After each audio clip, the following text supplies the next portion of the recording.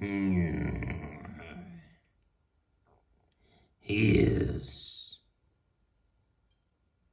passable at best.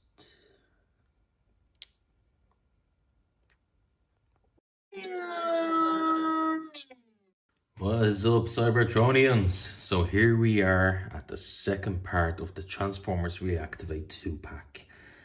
In the last review, I done Optimus Prime and I sang him praise. Yes, I had my issues with him, but they were null and void in the overall scheme.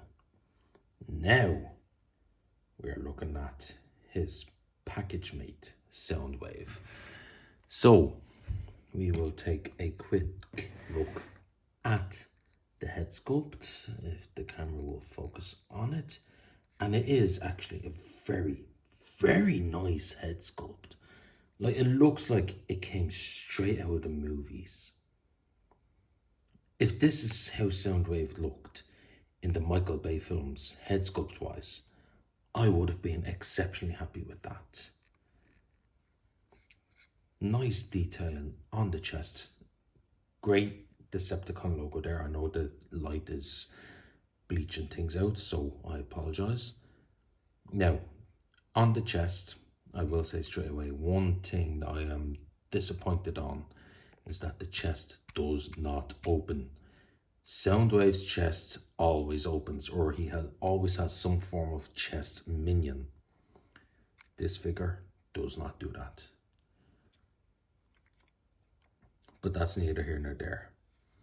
Now, nice sculpting on the arms, the torso, hips picked out in silver, the legs. I will admit, they are a bit skinny, lanky, as are the arms, especially considering how broad this figure is. You turn them to the side and then you see that. My first point of contention. That right there is the entirety of his vehicle mode, or more to the point, 95% of it. The other 5% is right here. Sorry, 3% is right here. The other 2% is behind the chest panel. I hate to say this, people, but he's a shell former. Not a transformer, he is a full-on shell former. Now, does that mean he does not look good? No, not at all. He looks the part. Now, yes, I will admit the head sculpt is a little too small for my liking. But that's my liking. That's my opinion. But take a quick look at some more detail, like the weaponry. He have his, what is now called a shoulder cannon. I say now because in the G1 cartoon, this part of him was never once referred to as a cannon or weapon of any kind. This was his weapon. Now, this very much has that G1 aesthetic. And I think that looks, I genuinely think that looks very well. I will say though, looking at the back of this here, you will see this very clear port.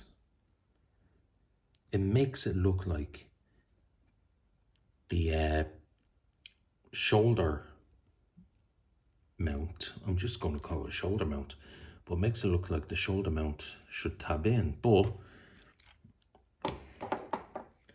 and I will say, like that tab right there makes it look like this should tab in. But when you actually go to combine them, there is literally zero friction on them. They will not in any way hold together. And even the 5mm port here is too big to go into this port on the back. So why that is there, I do not know. But back to the figure at hand. And on the whole, he falls down.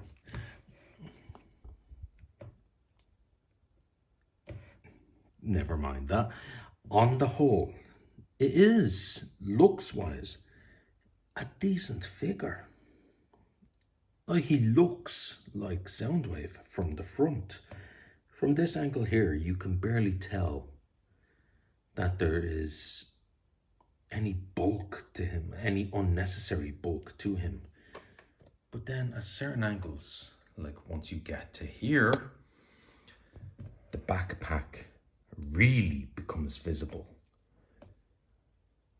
And you're left with this massive field of just kibble that is unnecessary. There is literally no need. And we have seen Soundwaves in the past that transformed into vehicle modes. Take Transformers Animated Soundwave, for example. Didn't have that level of backpack. But I digress. So we will go straight into comparisons. And first and foremost, I've already done this comparison in my last review, but I'll do it again. Here's Soundwave with his package mate, Optimus Prime. And as you can see, there is a distinct difference in height there. And again, this is the money maker for that 2-pack. Optimus Prime is the better version out of this 2-pack. I am sad to say Soundwave is the weaker version.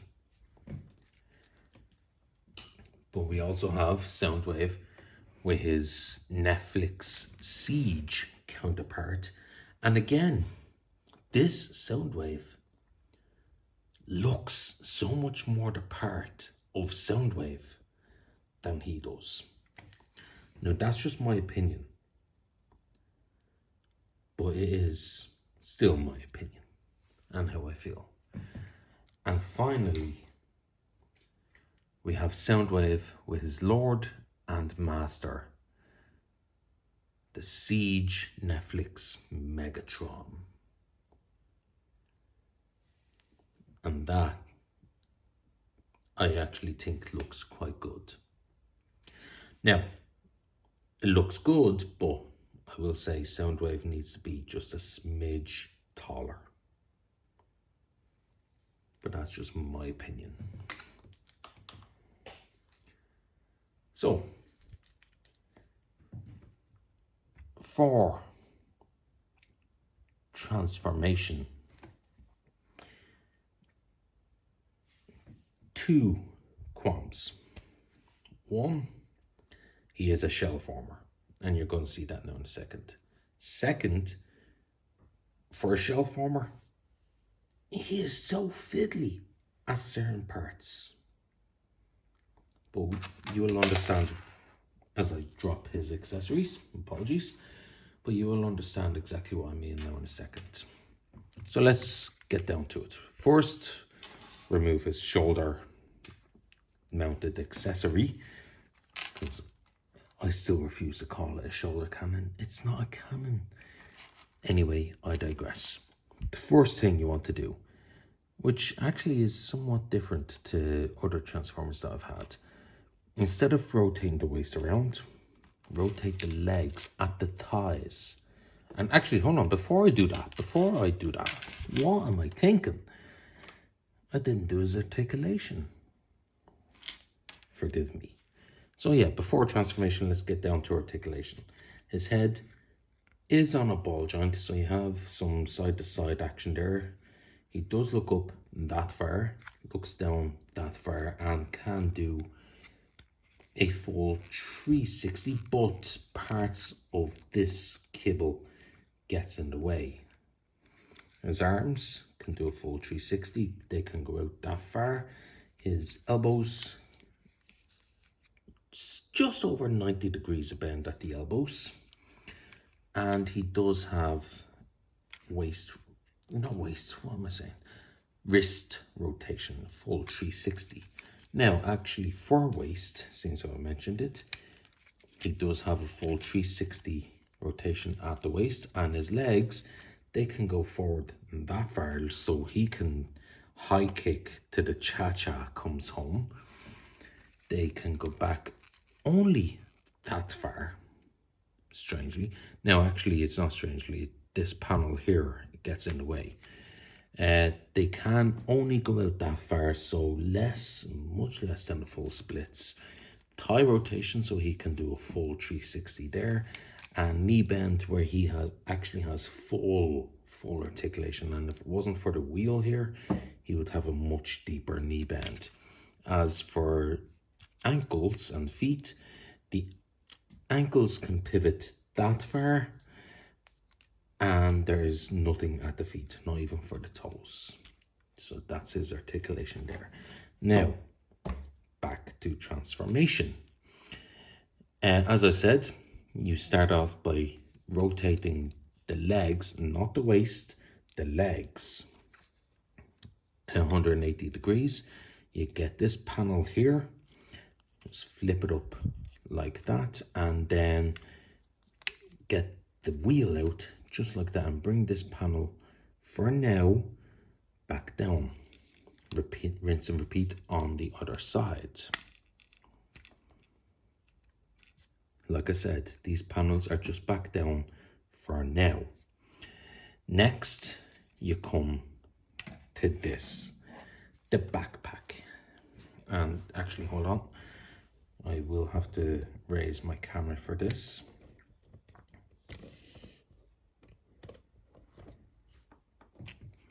So the backpack. Actually, before this is touched, coming to the front here, you have this panel right there. You want to untab that. You have this tab here that goes into that slot there. So untab that, fold his head back, because that is the panel his head is on. Just fold that back. Now, get this back panel. Just moving the arm out of the way so you can see. Just fold it up like that. And just keep, now don't force, but tug while holding on these fenders until you get this whole backpack extended just like that. You should end up with the chest and backpack oriented just like this here. Doesn't matter if the head comes up or not. Take these panels here that the arms are attached to. Now, if you want, you can rotate the arms up. Honestly, it's not going to make that big a difference, but you can still rotate them down. And just to show what I mean, here's the arm out at the side, panel rotated down. You're just getting it out of the way. With this configuration here, if you actually look in here, you're going to see a lot of gappage. And that's because the windshield is compressed behind the chest plate. So angle it back, and there's the windshield right there. And pull. Now it's going to be tight, but pull it up so that it comes up just like that. With the backpack, the majority of the car vehicle mode like this. Turn around, get the wheels right here, angle them out to the side, and just fold them down. Now, if you notice, they are on double hinges. This hinge right here and that hinge right there on both sides. So just for now, to get things out of the way, angle them out so that they're like this. While you're here, keep rotating these panels that the arms are on, and make sure the arms are straight at the elbow, I mean. but keep rotating them down and around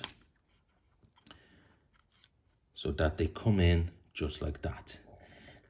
Oh, one thing I will say is that if you actually look, see how well I can get this shown, right here, you have this tab that is supposed to go into this port right there. It's a fiddly as hell thing to do. Sometimes it works, sometimes it doesn't. I've honestly found it's not crucial, and that's been honest. So what I found, you can still just bring the arms up just like that and leave them like that.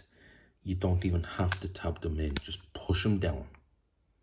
They're not tabbed in, so it's not going to make a blind bit of difference. So once you have that done, and you have all this accordion out, rotate the wheels up, and you have these tabs that are going to nestle in behind this slot right here. And it's just, right now, you're just getting them into position. You're not actually locking them in. Then you get the legs. Bring them around, and they are on, the hips are on this hinge right here. So you are trying to push these wheels into this wheel well while trying to get this rotated around so that everything goes into here. Sounds simple, but it takes a lot of fiddling, like I said. Now, once you're at this point, you have a tab and a slot right there, and then on the opposite side, tab and slot. So tab the legs together. Sometimes they go in easily, which actually this is one of those times. Sometimes they don't.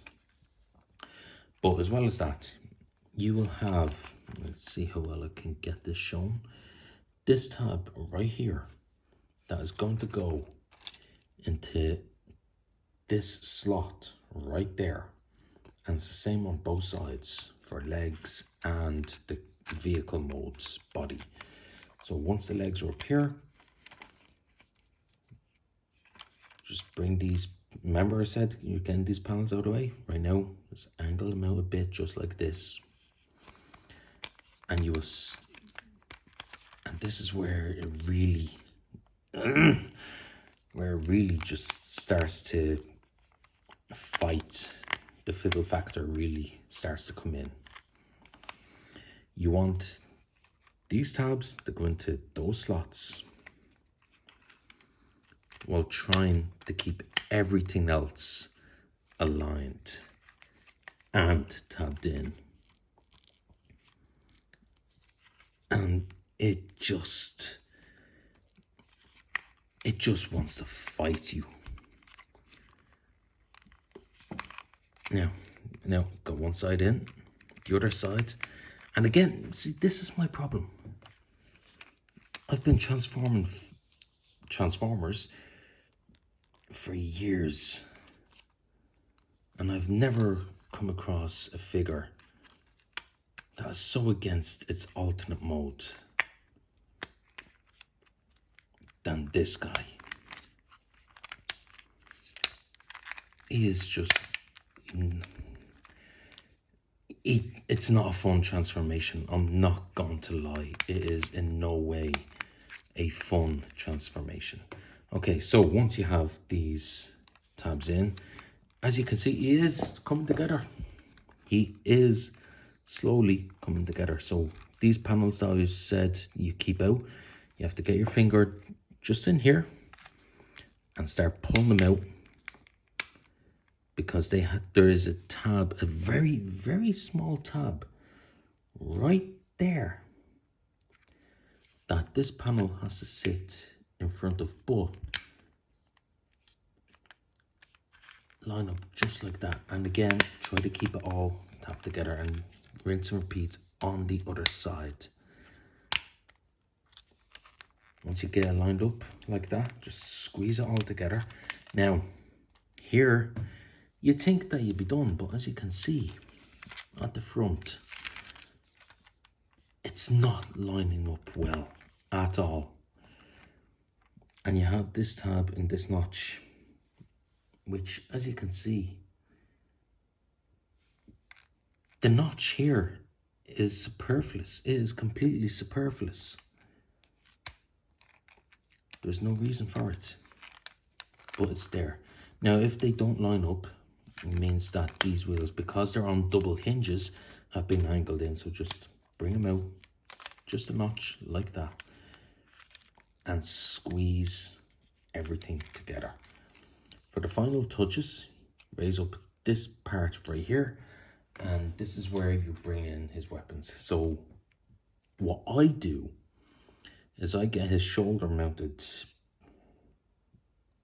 accessory and I peg it on this hole right here, just like that. And I get his blaster and I peg it into this hole right there, just like that. And there we have Transformers Reactivate Soundwave in his vehicle mode. And I have to admit, that vehicle mode looks class. It actually looks so good. Now, just move this out of the way. Does he roll? Not really. The front wheels roll, no problem. The back wheels don't turn. Now, they do turn, but they don't spin freely, whereas the front wheels, they do. And also, if you look at his feet here, and yes, those are his feet, they are just ever so close to being level with the bottom of the wheels, his back wheels. So he has a lot of stuff that will drag. Looks good, doesn't perform well. And also the fact that he is very much a full-on shell former. But for comparison, here is Reactivate Soundwave with his package mate, Optimus Prime. And as you can see, there is a distinct size difference between the two of them there. But it kind of works. Here he is with his Netflix Siege counterpart Soundwave. And to be honest, Hasbro, I really wish you would pick a mode for Soundwave. I know he can't be a tape deck anymore because it's antiquated technology, but pick something, please. You went from Transformers Animated, where he was a vehicle mode, to Siege, where he is wherever the hell this is supposed to be, to Reactivate, where he is a armored vehicle. But I digress. And here he is with the Netflix Siege Megatron. And that actually, to me, that works. That works so well, to me. But anyway, that has been my look at the Transformers Reactivate Soundwave. And just before we wrap things up, a quick look at the details in vehicle mode. He is as dark as he appears on the camera. Okay, not as dark, but he is made of a very, very dark and navy blue. I wish his chest piece would open up to reveal one of his chest minions. It's not Soundwave without a chest minion.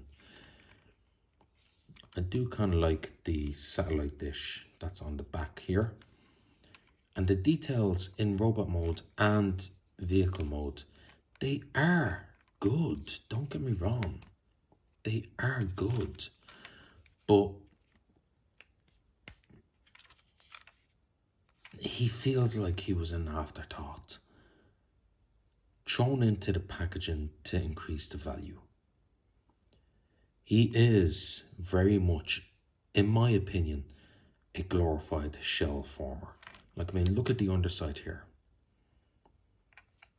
Well, okay, fair enough. There has been other Transformers where all the legs from the waist down have been underneath. But all of the, like from here to here, all of this is his backpack. And it just unfolds to hide the robot mode and then refolds to form the hunchback of Cybertron. The head, in my opinion, in robot mode is far too small for the size that they made this figure. The detail and the detailing are great, don't get me wrong, and I do like how the windshield here compresses behind the bonnet to become his chest. And all the detail on the roof there, I don't know how well it's coming across, but all the detail on the roof there, it looks great, but he is just an overpriced shell former, in my opinion. Like I said, out of the two in the packaging, this guy, Optimus Prime, is where the money's at. Soundwave, he was filler. And I wish to God that he was more. But does that mean that you should avoid this 2-pack? No, not at all. Again, even if it's just to get this guy, it's worth it. And Soundwave himself, while being a glorified shell former, he is still a solid figure. He does not feel flimsy, he does not feel brittle, he does not feel weak. I've messed with him so much and I never once feared I was going to snap anything. Now, yes, the transformation between him and Optimus, his is so much more simplistic. Again, shell former, whereas Optimus is an actual full-on transformer. But him, he is simplistic, but he owns it. If they were to release Soundwave and Optimus separately, I'm not gonna lie, I would have avoided Soundwave. And I like Soundwave as a character, I like Soundwave as a transformer. But this particular iteration, if he was not bundled with Optimus, I would have stayed away from him. That's just me, that's just my opinion. And as always, for each their own. So if you think that he is worth it, then the answer to your question, should you buy him? Straight up yes. If you can only get him in the 2-pack with Optimus, yeah, definitely buy it, because again, Optimus makes it worth it. He makes it worth it. And the two combined look so well together. They do. But Soundwave by himself, in my opinion, is not worth it. Anyway, that has been my look at the Transformers Reactivate 2-pack, Optimus Prime and Soundwave. And remember, being a nerd is the right of all sentient beings. Peace out.